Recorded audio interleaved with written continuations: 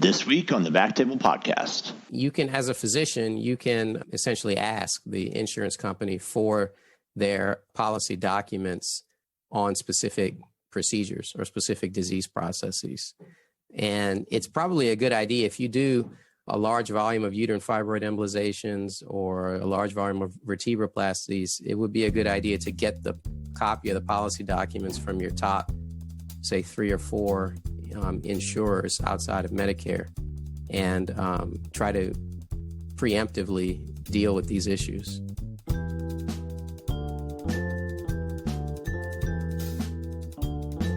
Ladies and gentlemen, welcome to the BackTable podcast. If you are a new listener, welcome. For all of our regular listeners, welcome back and thank you for listening. BackTable is a podcast committed to all things IR and endovascular. I'm Chris Beck and I'll be your host today. I'm a private practice interventional radiologist based out of New Orleans. For right now, I'd like to take a moment and thank our long-standing sponsor, RadPad. RadPad radiation protection products developed by physicians for physicians and clinically proven to protect during cine and digital subtraction angiography. Don't bet your health or anything less. Trust RadPad protection for all your interventions. See radpad.com for more information, and contact information is info@radpad.com to learn more about radiation safety CME credits for you and your team. And if you have a chance, tell them you heard about it on the BackTable podcast. Our guest today is Dr. Ezana Azene. We're going to be talking about reviewing medical cases for insurance companies. Ezana had an article in the IR Quarterly that I picked up and read, and I thought it was a really smart article, and I wanted to do a deeper dive into this topic. We'll link to that article in the show notes, but we're going to just be taking a slightly deeper look into what I think is a pretty important topic. Ezana, welcome to the podcast. Glad to have you. Thanks, Chris. Happy to be here. Awesome. Will you tell us a little bit about yourself and what your practice looks like right now? Sure. I am a private practice interventional radiologist. I work at Gunderson Health System in La Crosse, Wisconsin. I'm about 7 years out of training. We do the full spectrum of IR work at Gunderson. Are you full IR or mix IR and diagnostics? Like, is your time split between the two? I do a little bit of diagnostic. Most of my time is spent on IR, but between cases, I'll try to read some CTs and ultrasounds, some plain films, just to stay sharp on those. All right. So I read your article, and like I said, we'll link to that article in the show notes. But one of the first things I just want to ask you is, how did you first get involved with reviewing medical cases for insurance companies? Well, it kind of came out of frustration. You know, I'm sure that most of your listeners and you yourself have had experiences with prior authorizations going bad and not being able to get the procedures that you think your patients need. And after having a few of those, I finally decided that if I was fed up with it, then maybe I should do something about it. So I went to a conference called SEAK, S-E-A-K. Forget what the acronym stands for, but it's a conference held in Chicago for physicians who are interested in doing non-clinical work. Now, most of the physicians that are at the SEAK meeting are there because they're not happy with their clinical work. Obviously, I am happy with my clinical work, but I was just interested in doing something a little bit different because at the time I didn't know how to get involved in medical file review. And so I went there and there was a seminar, and as it turns out, it's very easy to get involved. You just submit your name and resume and credentials to any one of the 50 different companies out there, and you can get started.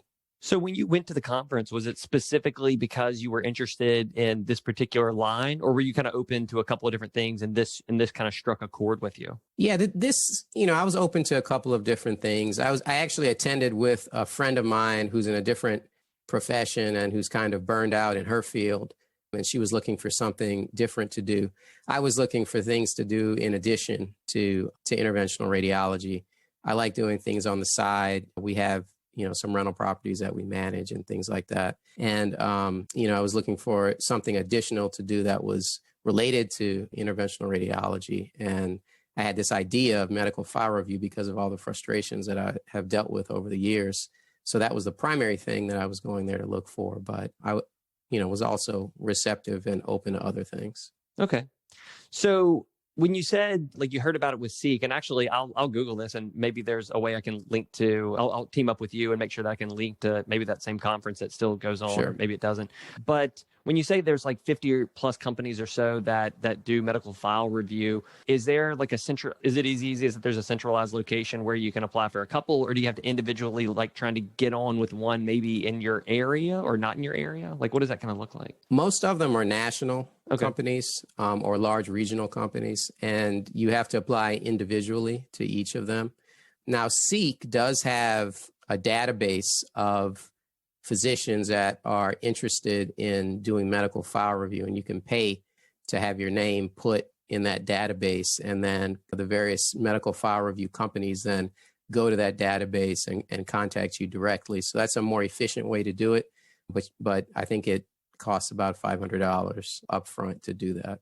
So during the conference, I know that you were particularly interested in this line of work, but taking a little bit off topic question, did you see anything else that kind of struck you and were like, oh, well, that was neat, or I never thought of that, or that kind of seems like something that may be fun that could supplement, kind of what I do? I briefly thought about being a professional witness, for medical malpractice cases. That's obviously a little bit more involved and can involve travel.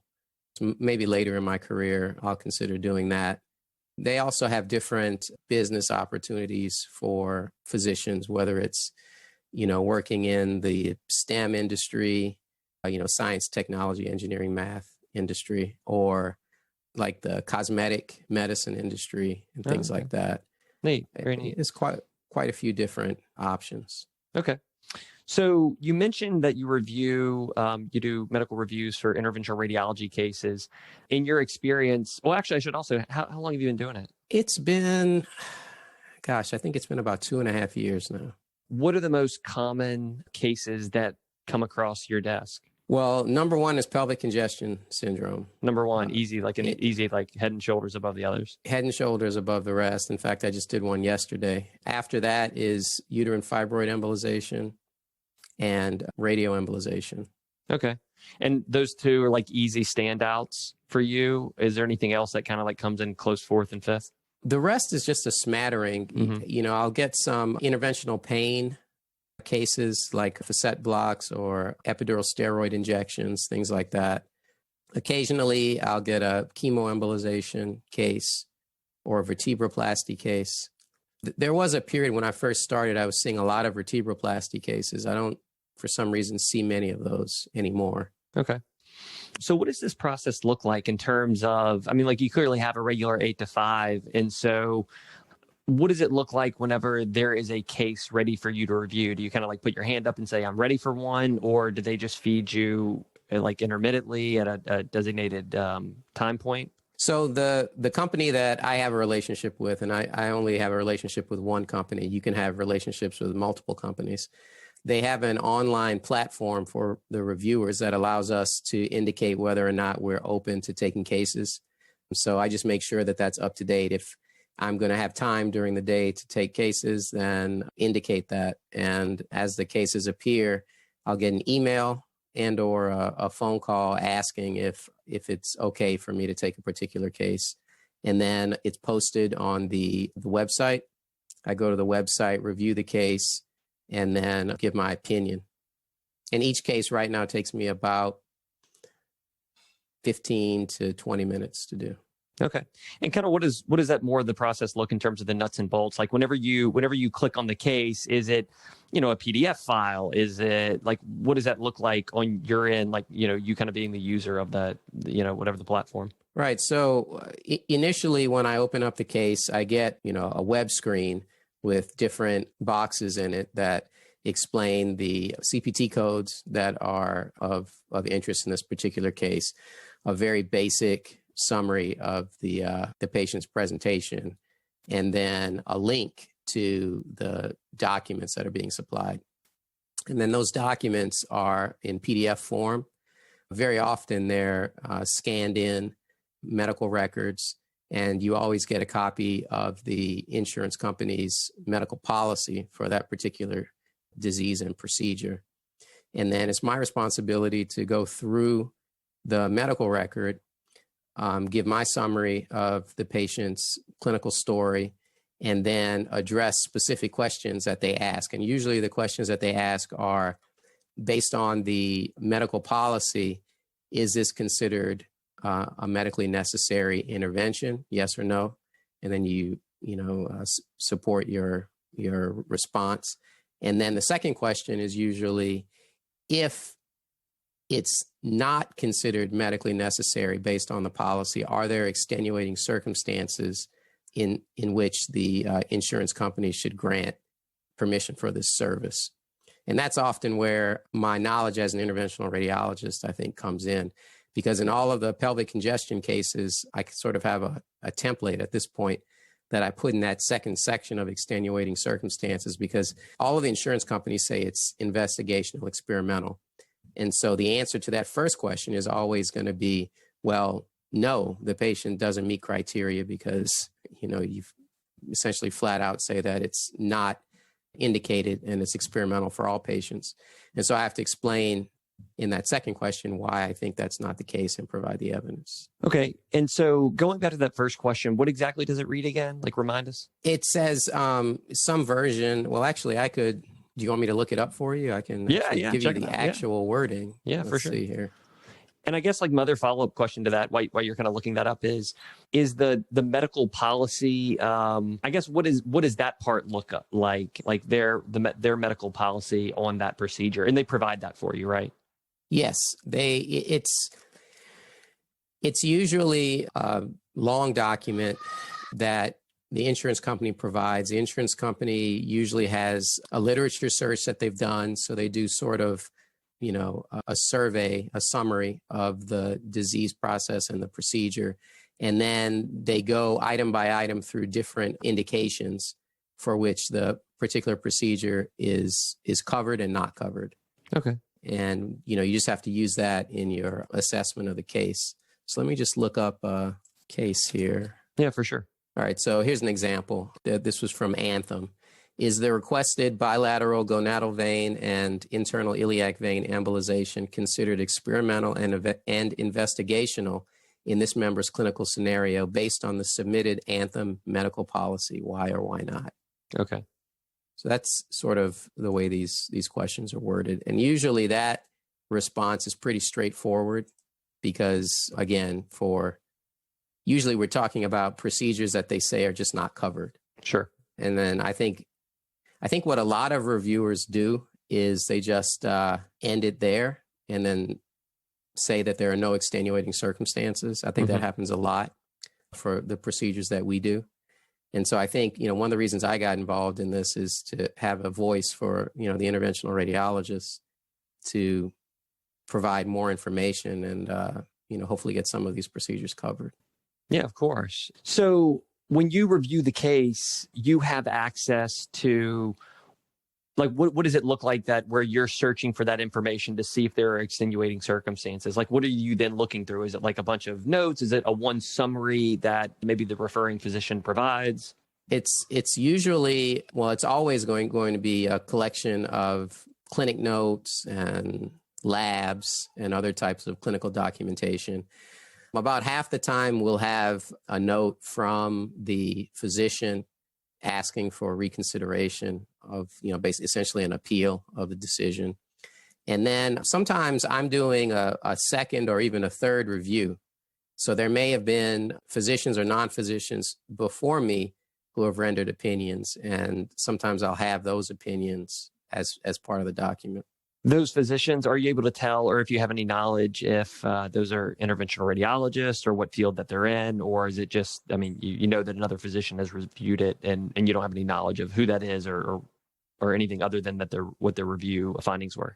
I never know their specialty. I just know whether or not it's a physician or a nurse, but I can tell very often from the way it's written whether or not they're sort of aware of the field of IR and, if they're competent in interventional radiology. Okay, that's fair.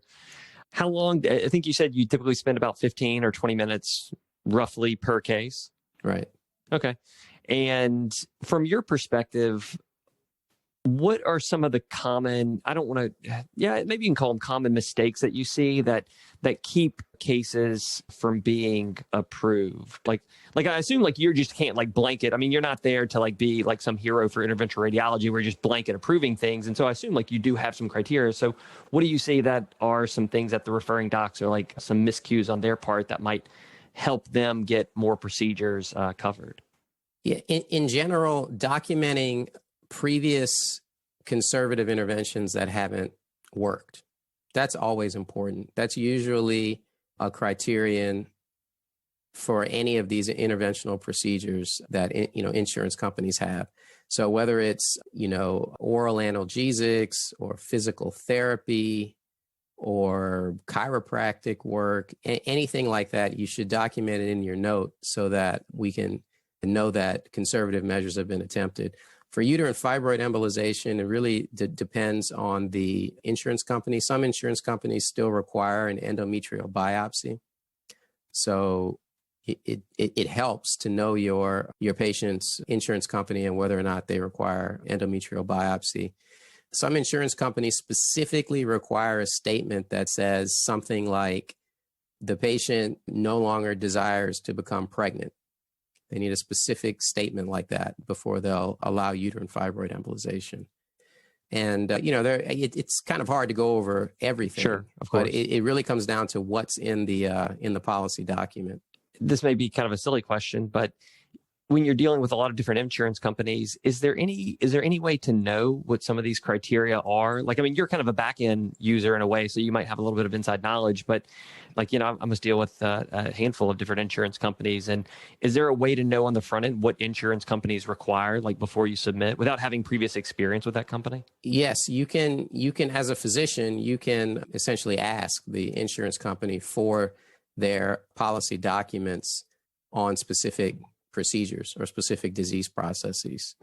And it's probably a good idea if you do a large volume of uterine fibroid embolizations or a large volume of vertebroplasties, it would be a good idea to get the copy of the policy documents from your top, say, 3 or 4 insurers outside of Medicare and try to preemptively deal with these issues. That's good advice. And so you just reach out to these insurance companies and they'll just openly provide like all their like criterion for. Usually you have to sign, you have to sort of sign up into their quote network. That doesn't require, there's no cost associated with that, but it's to get you access to the online documentation. And then once you have that, you can download whatever you want. Okay. Is this something you knew before you got into this line of work? Oh, okay. Because this is news to me, but here I am sitting here and maybe everyone knows about this and I have no idea. How about when physicians, I know that I've submitted some documentation for review, some medical files. Does citing reference articles help, hurt, or move the needle in any meaningful way? It depends on the reviewer you get. So if you have a reviewer that's serious about their job, then it helps because, for example, if I get a letter like that in the documentation that I receive and there's a reference in there that I haven't been aware of in the past, then I'll add that to my list of references and include it in my report. But not every reviewer is sort of coming to this with an agenda. I'll admit I do have an agenda. I'm an interventional radiologist, sure. And I'm trying to do what I can to increase access to these procedures. Now, it doesn't mean that I'm not bending the rules or, doing dishonest things. Sometimes I have to, say that these procedures aren't indicated if the proper documentation isn't applied. But, for someone like me, those references are useful. But I think a lot of reviewers out there just sort of stick to the insurance plan documentation and don't go beyond that. Sure. Is there any, I don't want to say or be unfair, but is there any pressure from the insurance companies to approve or deny claims? Or do they keep track of like your approval rating or how many claims are denied? I'm sure they keep track of that, but I'm insulated from that because I work with a company and then the company interacts with the insurance company. right? So I see. So I don't interact directly with the insurance company. I have been pressured once or twice by the company I work through to change one of my decisions or one of my recommendations because they felt the evidence wasn't as strong as I, felt it to be. But I stick with what I believe, and I don't change it. Yeah, you basically didn't give a shit, and you're like, no, that's my answer. I'll stick with it. I mean, because I don't. It doesn't pay well, So I certainly don't need it financially. So I really don't care. Sure. That's great. Once you make your recommendation, do you have any follow-up on whether the procedure actually gets approved or not? Like, do you have any idea what happens That's after the that? missing link. I really don't know how effective I'm being. I really wish that I had some follow-up. I like to think that I'm having a positive effect, but unfortunately, I don't get that feedback. I see. Well, I think it's safe to say that at least you're not having a negative effect. Right. So you never know one way or the other if your advice is adhered to or what they do in terms of like the final approval process. No, I don't. Right. Okay.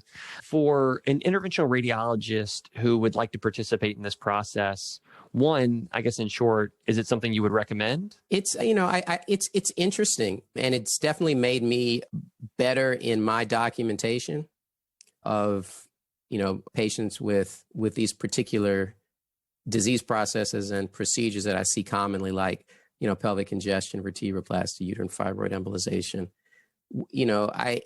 I would like to see more interventional radiologists involved. I think I'm the only interventional radiologist in the group that I work with.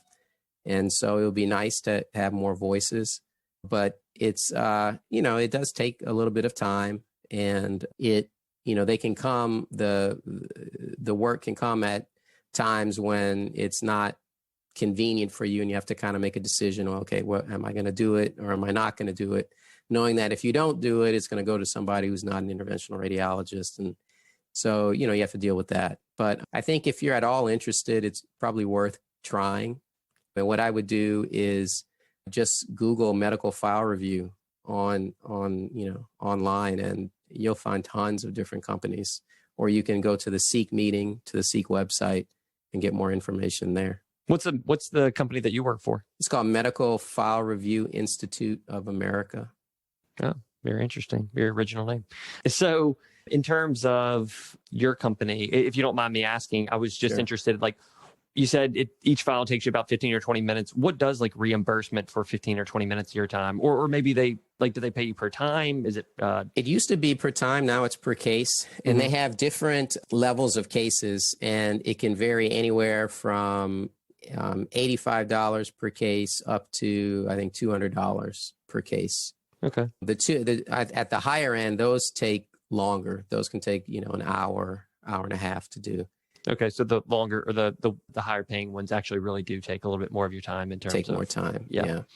Have you noticed any regional differences in terms of how often cases are getting approved? Like, can you tell, like, are there any areas that are getting more medical file reviews than others? Yeah, I see a lot from California, particularly for pelvic congestion syndrome. But, I don't know if that's just because of the population size of California. Sure. But that's the one thing that I've noticed. Interesting. In terms of like, I will definitely link to the article that the Quarterly wrote up. I thought they did a really nice job of touching on this. But is there anything else that didn't get asked or that we didn't cover today in terms of like what you would like people to know about this process, or any advice you could give for people who are kind of interested and think that, I would also like to, I'd also like to, play the good guy and make sure like we have a voice to be heard as far as like interventional radiology goes? I guess it helps if you're also willing to do some diagnostic radiology cases, in the sense that, the IR cases aren't as common as the diagnostic radiology cases, like lumbar spine MRIs and so forth. So I do a few of those just so that I can sort of stay, in touch with the system, and the process of doing it so that I'm fast. But, that's not a requirement. You can say I only want to take interventional radiology cases, and that's it. All right. Thanks for coming on the show. We really appreciate it. Thanks for having me on. To our audience, I want to thank you guys for listening. We covered a really cool topic today. I hope you guys got some value out of it. If you want more information, please check out the show notes. Those can be found at www.backtable.com. We'll have links to anything that me and Ezana talked about today. And for those who have been skeptics as to actually if we're putting out our show notes, we've got someone new doing it, and they're doing an incredible job. So please take advantage. If you enjoyed this podcast and you would like to support the show, here are 2 easy ways, guys. First, take 1 second and press the subscribe button on whatever platform you're listening on. This helps software like iTunes or Spotify know that you, our audience, value what we're doing and you're interested in getting our latest content as we're producing it. Second, if you're really getting value from these podcasts, please go to iTunes, leave us a short written review. This helps us in so many different ways. Plus, we really like getting the feedback. That wraps things up. We'll see you next time on the BackTable podcast. Thanks.